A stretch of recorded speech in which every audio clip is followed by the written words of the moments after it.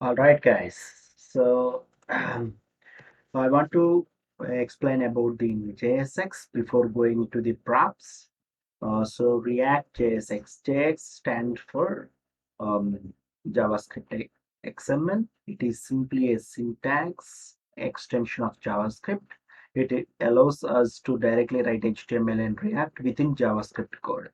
Okay, I will give the example, guys, and then you can understand the what is the JSX, how we are going to write it. Without JSX also, you can write the functionality. I will show that one as well. So the second thing I want to explain about it is the faster than the normal JavaScript as it performance optimization while translating to regular JavaScript, of course. So what are the advantages also I would like to tell you guys. JSX makes it is easier to write or add HTML in React. JSXs can easily convert in HTML tags to React elements, okay, and it is faster than the regular JavaScript. Of course, really is the performance optimization. If you are comparing to normal regular JavaScript, JSX is faster than the regular JavaScript. The JSX allows us to put HTML elements in DOM without using the append child or create element method. JSX is an extension. We can use it in inside of if statements or for loops assigned to variables, except it is an arguments or written it from functions. JSX prevents excesses, cross-site scripting attacks, popularly known as an injection attacks. Okay, so it is type safe, and most of the errors can be found at compilation time. Perfect. Most of the errors you can find it in compilation time itself. So next one, there are few differences.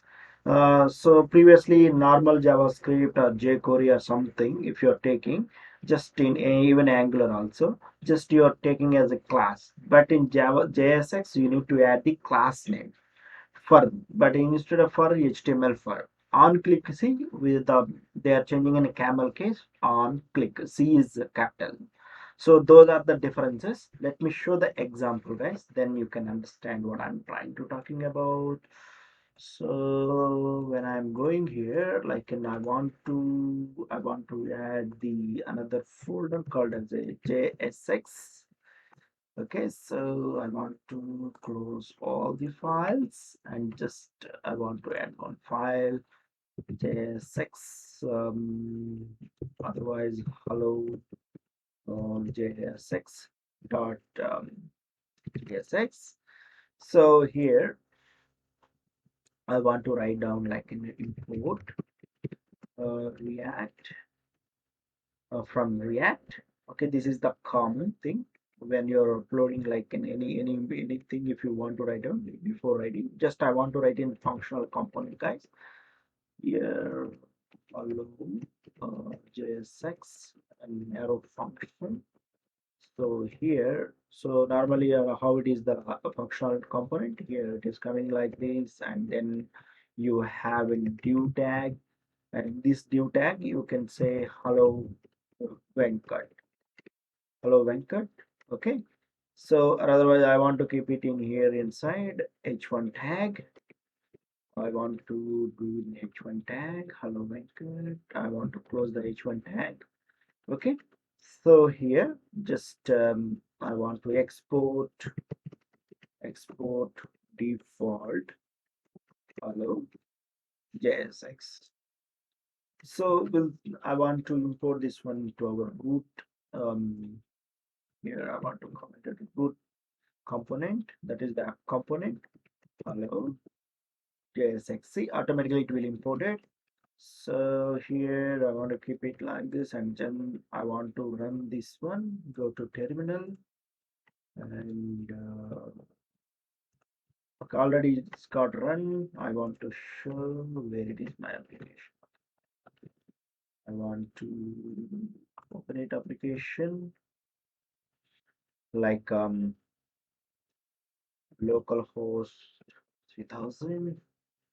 See here the hello element is coming. Okay, fine. This is the just is the JSX first JSX application. So like in after that, if I want to stop it in JSX, I want to write it in without JSX normal one, like normal file. So here, like in if I'm writing in Babel, so return React dot create element. Okay, create element, it accepts the three parameters every time.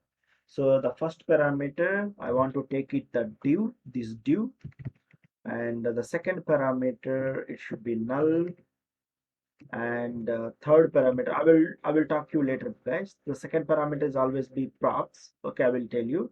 And third parameter is the children's. Like otherwise, in some other, like in what I have in like an hello Venkat.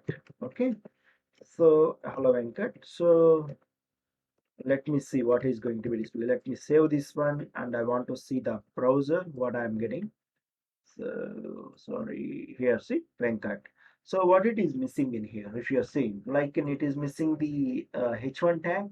So I want to keep it in here like an h1 tag, um, and we'll see in what happens in here. Okay, fine.